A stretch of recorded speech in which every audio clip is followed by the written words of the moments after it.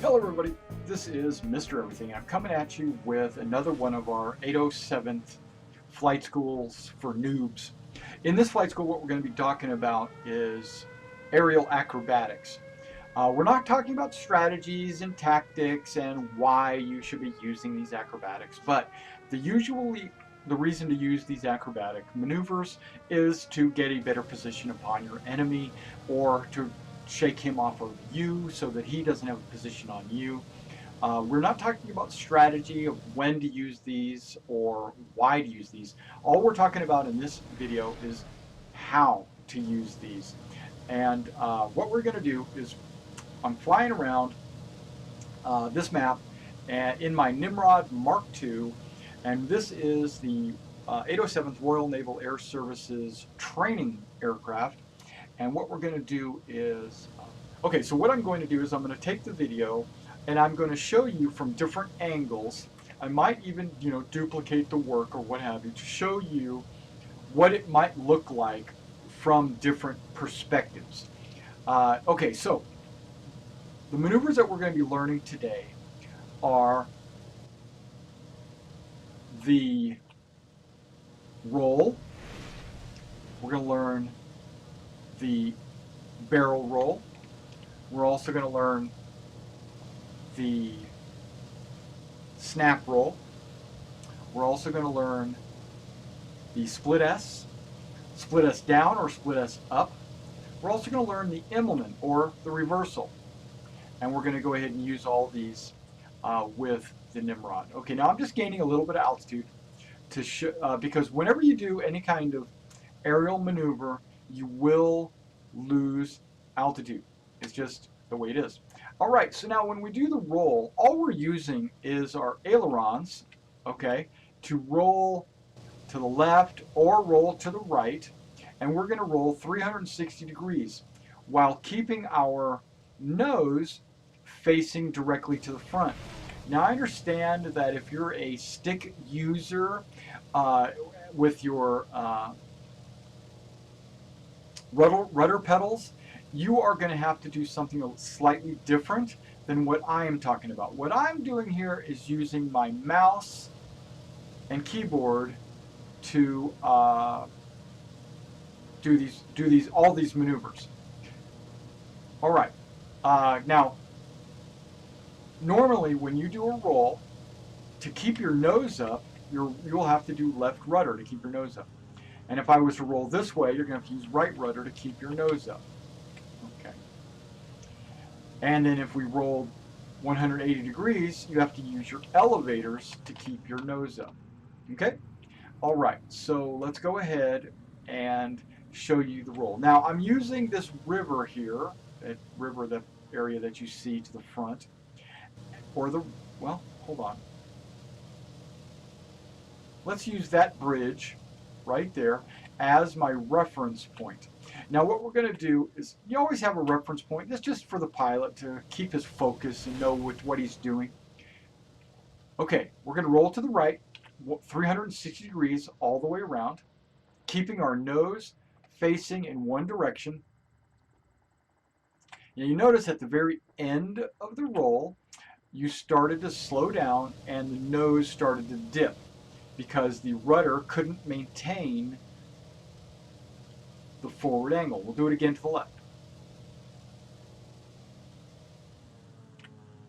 Okay, that maneuver is great when you're trying to lose speed, like if you're trying to land at your airfield, right over there, let's just say, and you're trying to reduce your forward velocity.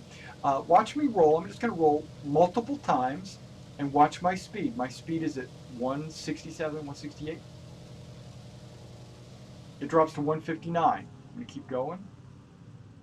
152. Let's keep going. 146, 7. Okay, now just imagine, that's at 100% thrust. So let's imagine I drop my thrust down to about 50%. It's automatically going to start slowing down. But if I was rolling, 130, roll again, 129.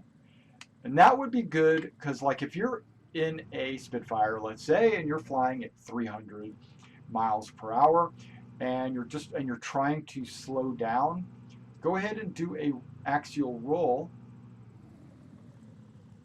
First of all, it shouldn't do any wing shearing because you're not really putting a whole lot of G's on your wings.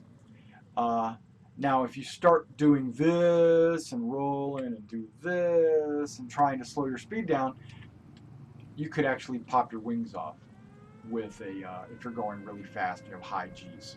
Let's get away from this airfield because it's got that air raid siren going on. Okay. The disadvantage of doing a roll, if you're being followed, like I'm facing that balloon, I'm being followed, my opponent would easily be able to shoot me still. Okay, and that's where the barrel roll comes in. So let's get a little bit of altitude. I'm going to turn my smoke on so that you can actually see how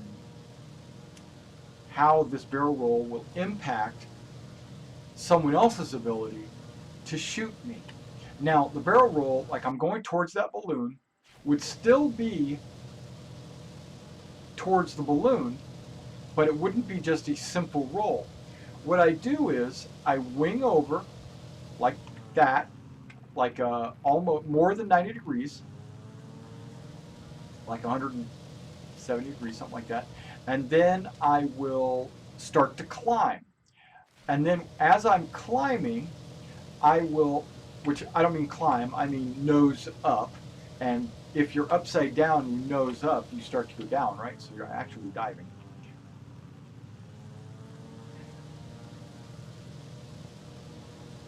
And then I will start to roll in the opposite direction. At the same time, I maintain a climb. I know that is kind of confusing a little bit, but let's go ahead and do it. Wing over, nose up, starting to roll in the opposite direction. But I'm keeping my nose up, my elevators. I'm still keeping my elevators completely up while I'm doing this. And look at that spin roll. Okay. Now, again, remember acrobatic maneuvers will cause you to lose altitude. You will, and speed. So you will need to keep your energy up, maintain your energy level while performing these acrobatics maneuvers. Because if you perform these acrobatic maneuvers and you lose too much energy, you will become a sitting duck or you will wreck, crash, slap, pancake into the ground. All right, so let's go ahead and turn around. I want to stay close to this river and the bridge and the balloons and the airfield all at the same time. Okay, so let's gain a little bit of altitude. I need to get up to about 3,000 feet. Let's do that. All right, so now we're at like pretty close to 3,000 feet up. The next maneuver I want to teach is what's called the loop. The loop is probably the first thing you need to learn how to do. To be able to perform a loop, you're going to have to need some energy buildup. And flying level usually does not give you enough energy, even at full thrust, to get enough speed to perform the loop. So what we're going to do is we're going to dive slightly, build up a little bit of excess energy, and then we are going to nose up. Because I'm using a mouse, I can't just nose up a little bit at a time. What I have to do is steadily nose up, and when I do that, sometimes I have to stroke the mouse a little bit, okay? So here we go. I've lost some velocity already. So what we're going to do is we're going to nose down, building up some excess energy, usually like 180 is what I'm looking at, and then nose up. And we keep the nose going, keeping the wings level, keeping the wings horizontal, and we come all the way around. And we look at our little loop. There we go.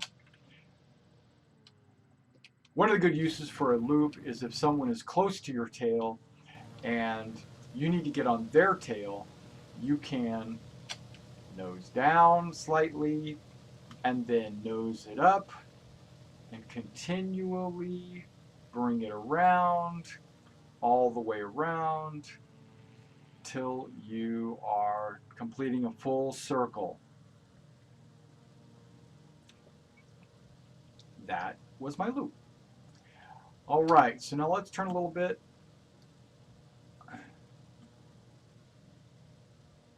Towards the river there. All right, now what we're going to learn is what's called the split S. The loop and the split S are very similar. What we're going to do, the split S can go either upwards or downwards. You're going to see it used majority of the time in a downward maneuver. But if you were ever flying in an opposite direction to your opponent and you need to get on their tail in a hurry, what you do is you fly. In this case, we're going to fly hypothetically under our opponent, and then we're going to do a half loop up. They call it a half loop up, and they call it a split S down. But technically, they're both the same maneuver. One is up and one is down. Okay, so we dive slightly to get a little bit of speed, right? And then we go up, and then when our wings are parallel to the ground, we do a axial roll. And that was our split S. We climbed up and we rolled. We're going to do the same thing, but now downward. We do the roll first this time, and then we do the split S, half loop.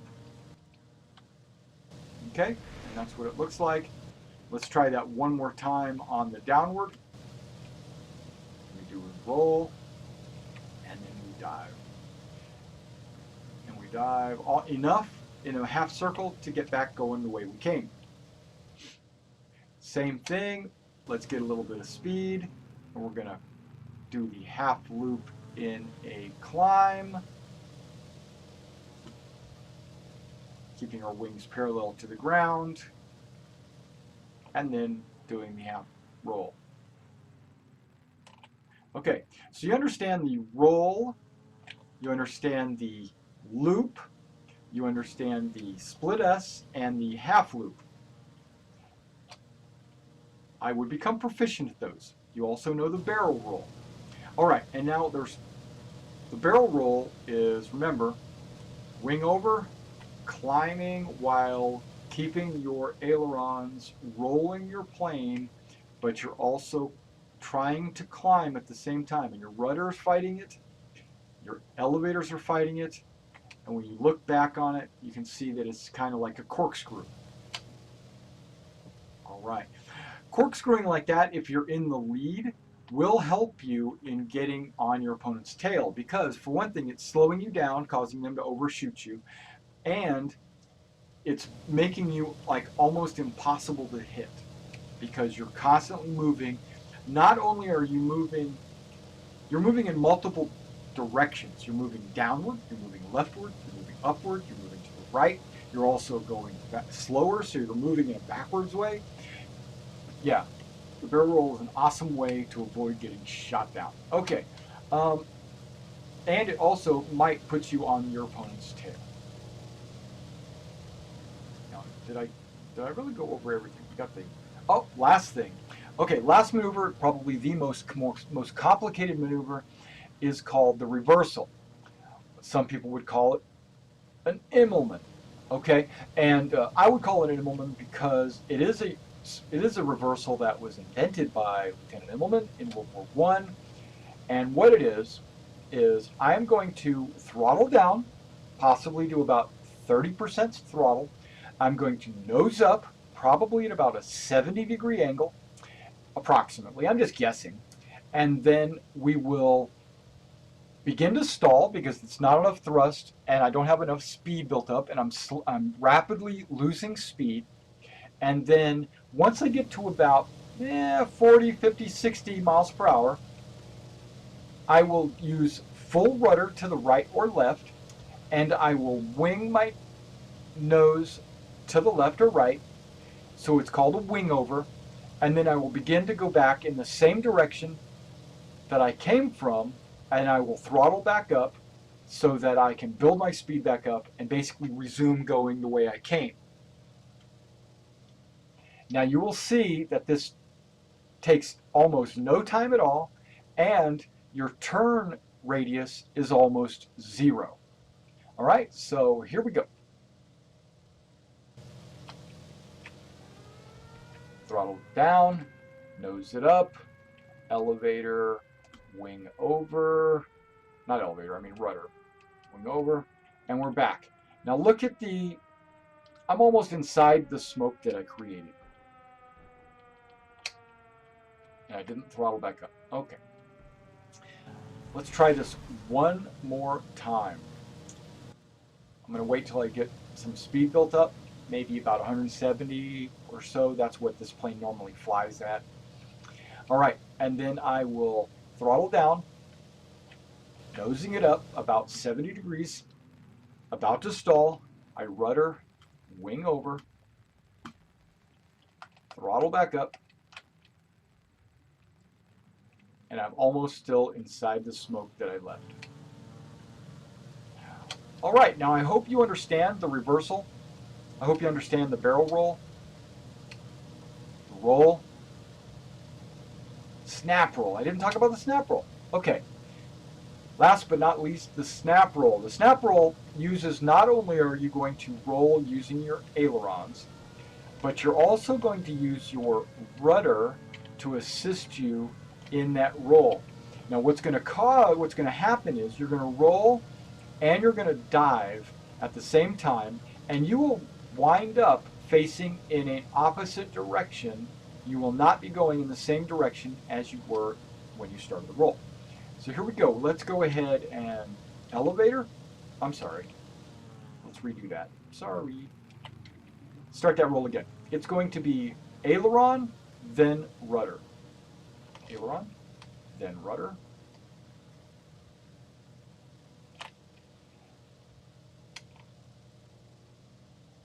Let's try that again. Aileron, then rudder.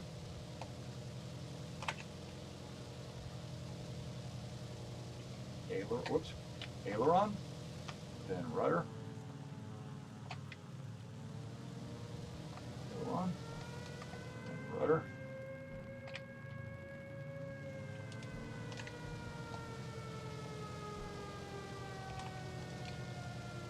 What's a snap roll? Snap rolls are kind of like, you can think of it like a micro barrel roll. Okay, let's land using an Immelman.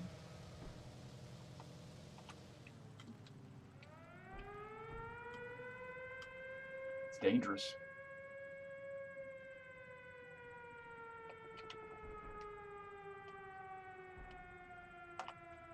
But I live dangerously. All right, well, thanks for coming to the 807th Royal Naval Airfield. And going to our flight school for noobs, and maybe we'll see you on the field or in the air.